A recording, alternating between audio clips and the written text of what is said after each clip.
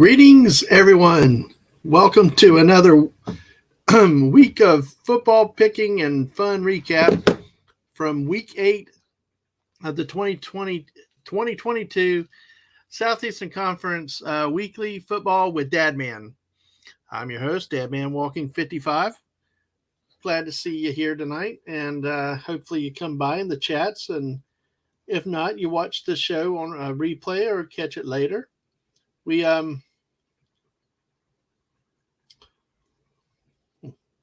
just checking something out because I'm flying a little solo tonight. But hey, hope everybody's had a good day, a good weekend, and looking forward to the start of another week coming up with the work week. Hopefully it goes well for you. And hey, weekends, what are they for? To be quick and never long enough. But hopefully you'll get some entertainment out of this tonight and some fascinating results from this week's picks that will kind of surprise people a little bit and may result in some future research by our guest picker last week. It was fascinating as we get into it. I will preview it with, if you haven't seen the show from Friday night, you need to go back and watch at least the pick section where Esh Singh explains how he chose the winners of the games that he selected. Very fascinating, involving D&D dice, combinations, numbers of rolls. I can't explain it, only he can, and I would encourage you to go back and watch it. It's very fascinating to listen to and to hear. We've got a light schedule this week with only 5 games. 5 games will be coming up this next week also, but really not many games this past week that carried a lot of a national interest. So there are some good results here, some interesting results, and we'll see how the guests did against me.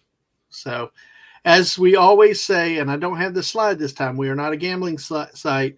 Don't rely on us for betting advice, gambling. We're just friends having fun together, picking winners straight up, straight down, having fun with this whole football season. And I will tell you, as a Florida Gator fan, I am glad to have this podcast. And I love every one of you out there, too, that have participated so far, because you know what? The Gators ain't doing too good this year. So y'all are helping me through this football season, and I do appreciate that very, very much. Let me check one other thing as we get going. As I mentioned, we are not a gambling site. This is for entertainment purposes only. And just let's have fun together and, see what kind of strange stuff we end up doing with this. So on that note, let us look back at week 8. Well, the first thing with week 8, as we bring it up, here's where we stand. Last week, our special guest picker was none other than Esh Singh, or just Esh. So with his icon here, so it was an interesting week. We had a fella from the UK picking against me. We'll see how he did coming up. And again, I reiterate, to go back, watch the video from Friday night. Even if you skip the statistical parts, the boring recaps of the prior week, the talking about analysis for the first week's game, for the games themselves. Go back and look into the parts where we talked to Ash about his football experiences, and he had some experiences even as a Brit. Look at some comparable things that we talked about, how he had fun and came to know the Patriots. Go to the pick section especially and listen to the very fascinating way that he describes how he came and arrived to his picks, because I will tell you, it's going to be very, very interesting when we see the results here. I am very thrilled. I know he's very excited to do some further analysis of it, because it could be an interesting trend to see if the methodology continued to be used going forward. So with that said, let us look at last week's games. We only had 5 games, as I said. UT Martin was at Tennessee. Ole Miss played at LSU. Vanderbilt was at Missouri. Mississippi State played at Alabama, and Texas A&M played at South Carolina. The results of these games were uh, kind of interesting. Let's look and see how the picks did. The winner is, all right, in the two common games where Esh and I both selected the same team that won the game, is Alabama winning over Mississippi State and Tennessee trouncing UT Martin. Was not even a close game. So then that leaves us with the remaining three games that we have. As we look at that, LSU wins the games of Ole Miss, number 7, playing at LSU. LSU wins going away, upsetting the number 7th Ole Miss Rebels. Also, Missouri beat Vanderbilt 17-14 in a game of the basement dwellers in the SEC East, which continues Vanderbilt's streak of 2 years running with no conference game wins. And then I got the last game, which was South Carolina beat Texas A&M 30-24. So of all the games, the dice took 2 of the 3 right where we disagreed. And thank you, Mrs. Dadman, for showing up, and hashtag Ash Rules. There you go. All right. Well, this week, Ash Rules. And the dice gods smiled very favorably on Ash and the picks this week. So, I mean, these 3 games could have gone either way. If you look at the scores of Missouri, Vanderbilt, and South Carolina, Texas A&M, they were very close games. They came within 1 score each. One was 3 points, one was 6 points. The surprise here really was that LSU beat Ole Miss going away by at least 15 points. That was a shock, kind of a surprise to everybody, at least me. I know LSU has on track for a good season so far, has stunned some teams after stumbling out of the gate. But the Tigers may be onto something this year. As we'll see, let's look at the standings as a result of this week's action in the SEC, the East and Western divisions. Before we do that, where we stand overall on the week, Ash was obviously 4 wins, 1 wrong. I was 3-2. Overall, I moved to 56-17 overall.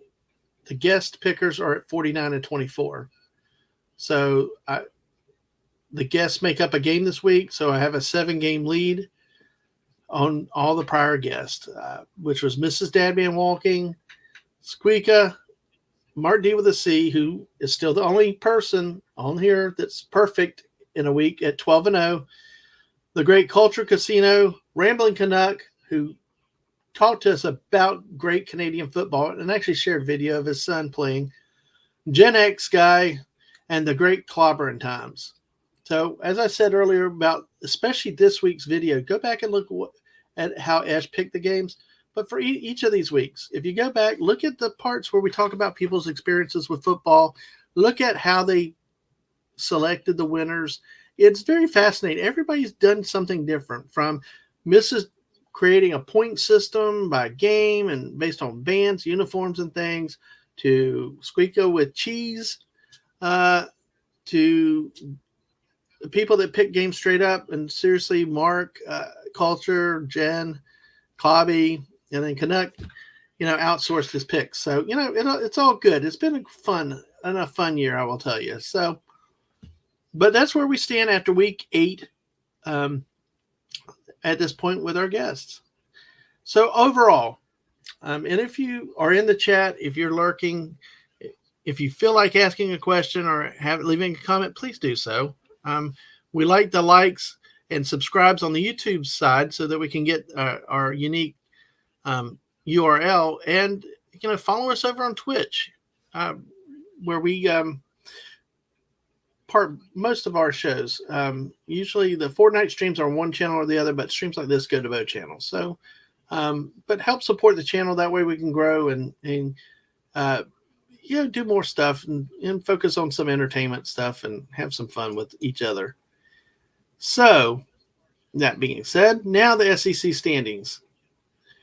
Now, Obviously, there's no change in the East. Number one, Georgia, still 4-0, undefeated 7-0. With Tennessee, who's ranked third in the country, is 3-0 in the East and 7-0 overall. They play in 2 weeks in Athens, so everything's on track towards a big battle for the control of the SEC East in a few weeks. The middle pack is starting to settle down between South Carolina and Kentucky. Florida's on the outside of that middle pack, could be, but it depends on how they play in this week. Hey, Oshi's Geeky, glad to see you tonight. Yes, let me backtrack.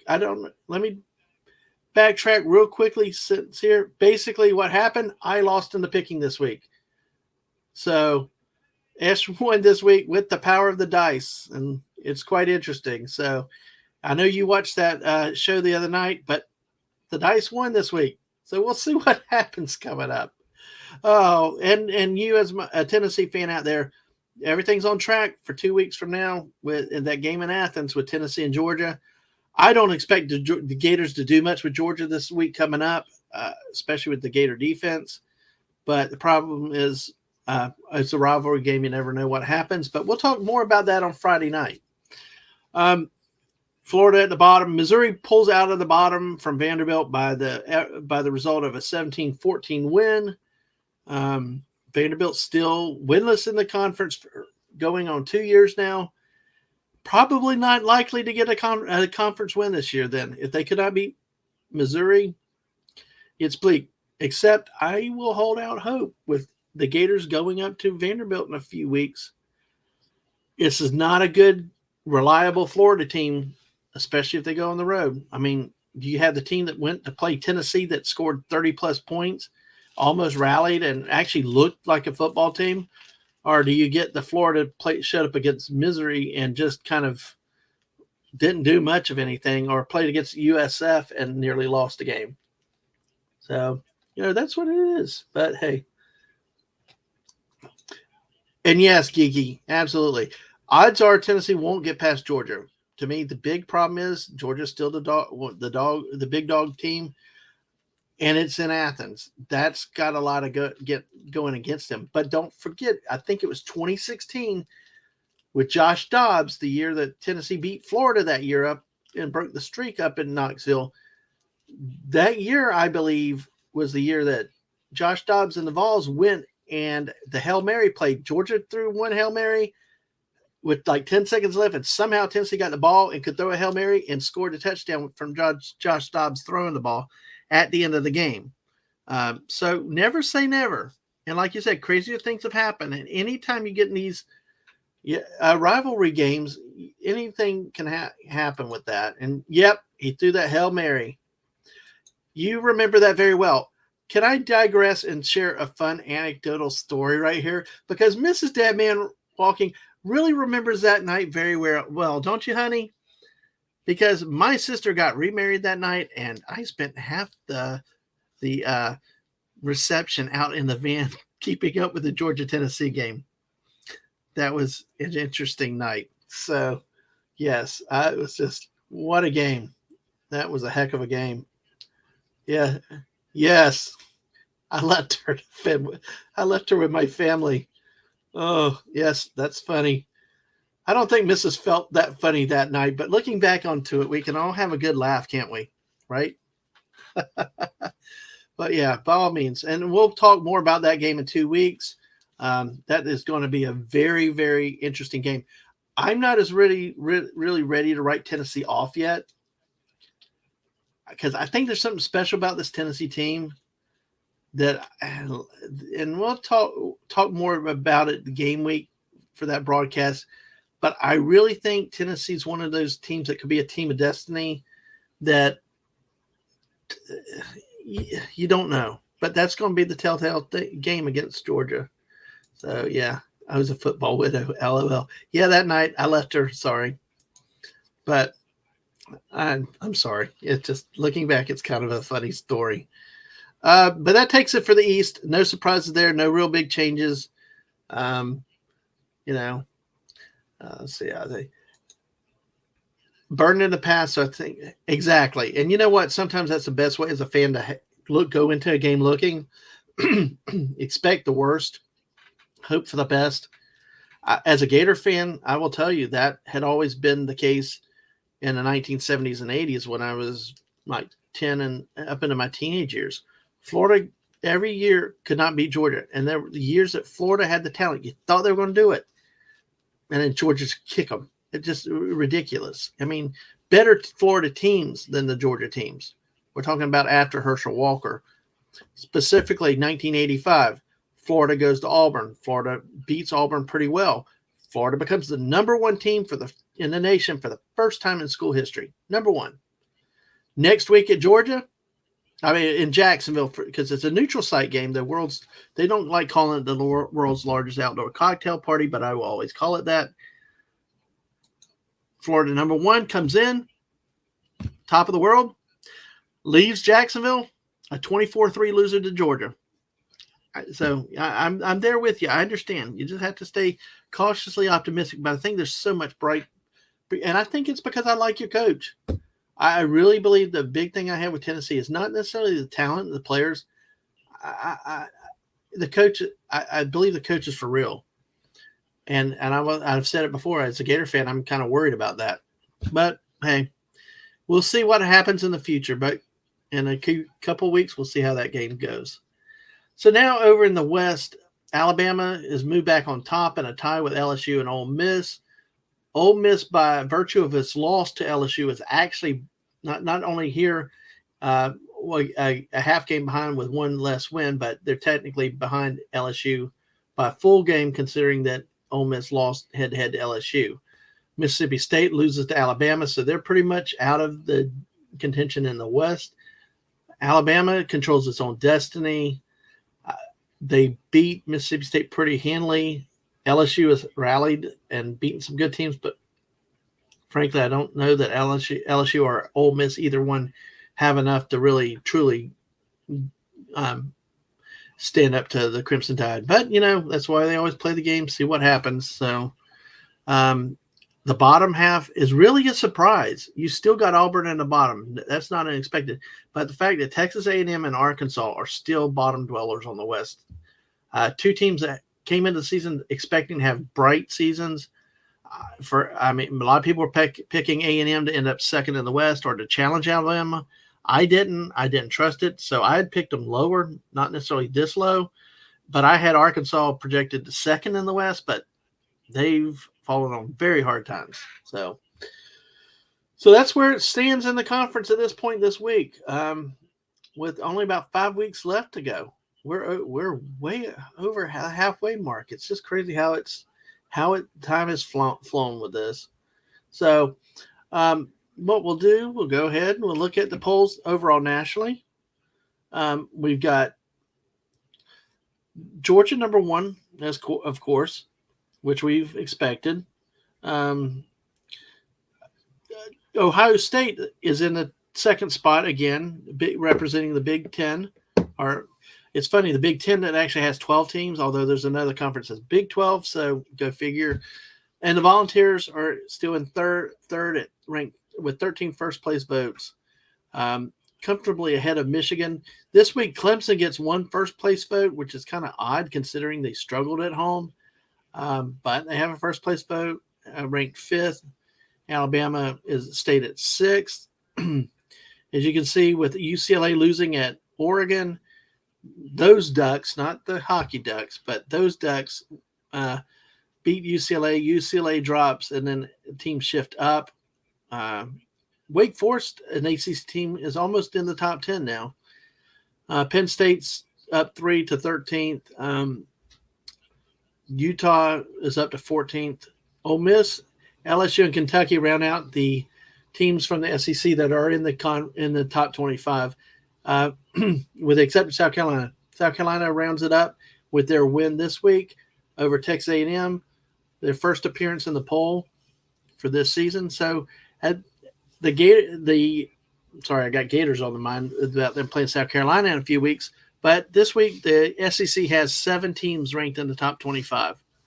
And there's no real surprises in here. There's some real surprises though.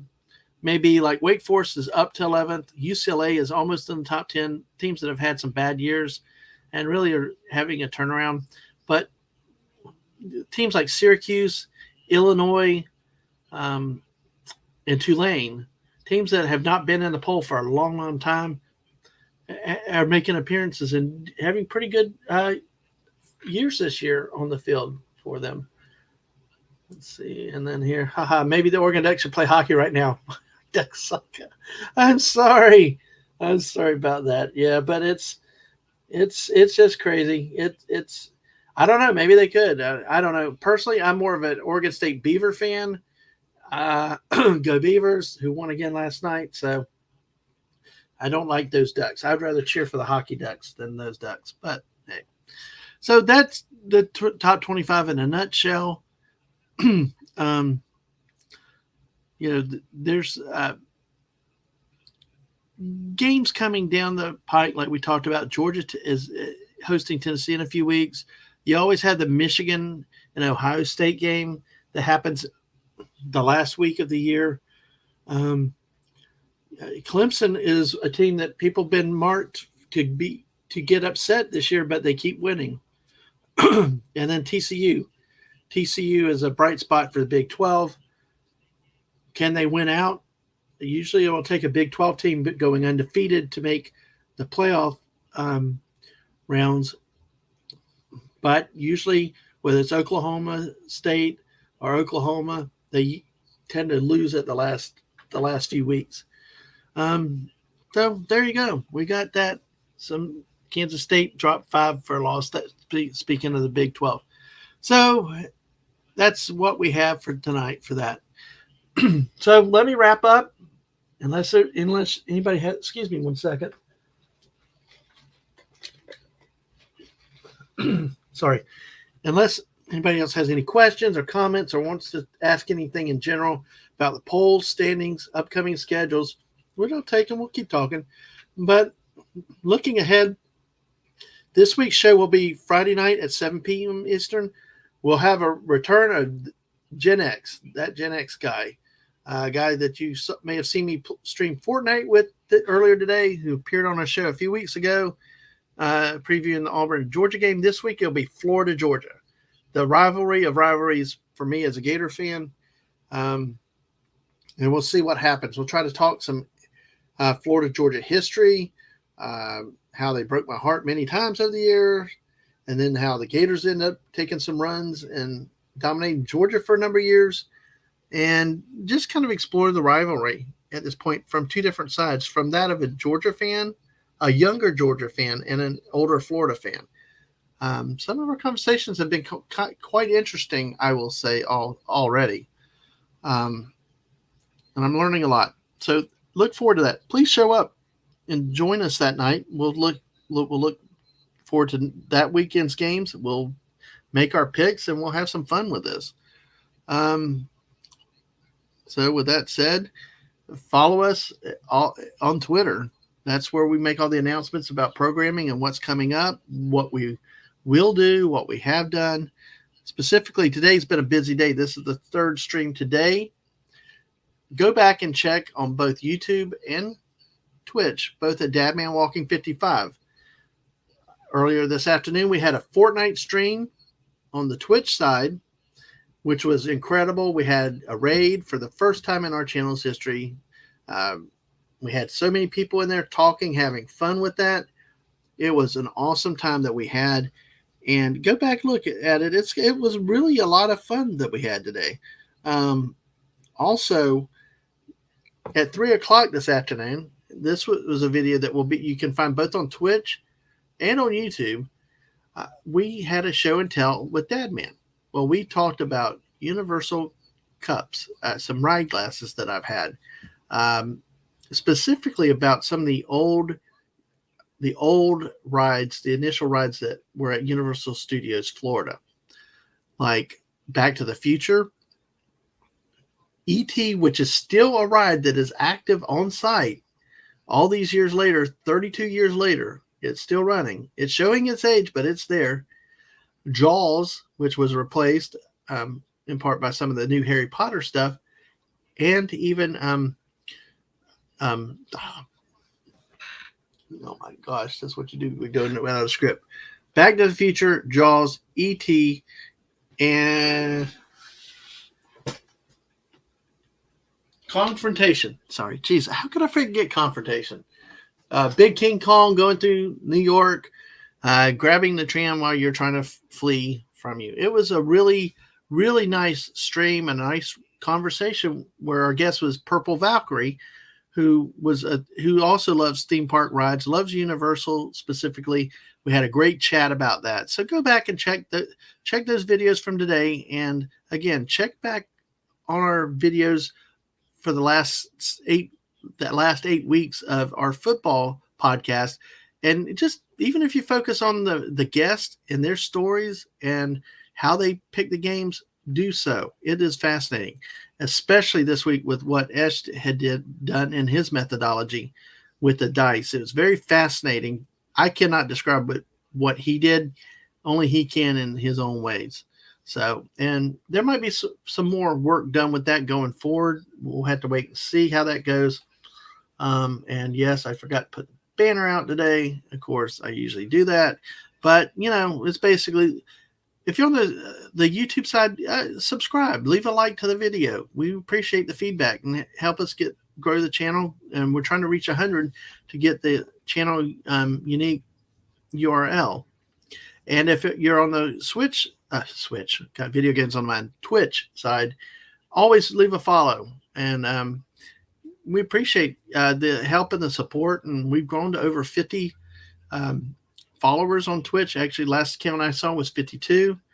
But more than that, watch the videos, watch the content, share the links out when we go live, share the videos, and get more people to watch them to identify the channel. And especially if you like what you see, get the word out, and hopefully we can provide some entertainment and some laughs along the way.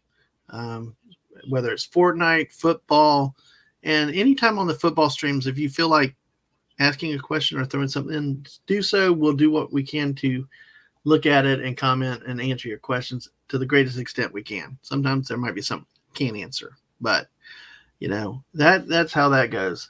We've got 5 people watching now. I thank you all. I thank for those that are lurking. Love lurks too, as well as those that are commenting. And I just want to personally say thank you. This is our 3rd video today. It's been fun. It's been interesting. Probably will calm down with some Fortnite tonight. I don't think I'll be streaming it though, but hey, you never know. And let's look forward to a great week this week. Look forward to Friday night with a really good show that's going to be planned. I really want to delve into the Florida-Georgia game and the history of it, quite in depth, and hopefully you'll get a kick out of it and enjoy it. So on that note, let us go and let's say our goodbyes. Thank you. Thank you, Mrs., for coming in as you always do and keeping me straight. And Geeky, thank you as always. Thank you for coming in. Thank you for the comments and the chats. It really means a lot, and it really helps. Helps give something to work with too. And if there's anything you ever want to know, just let me know. Oh, I forgot F11. Boomered. Okay. On that note, bye everyone. Bye, Geeky, and thanks for the love. Appreciate it. Thank you so much. Bye all. See you next time.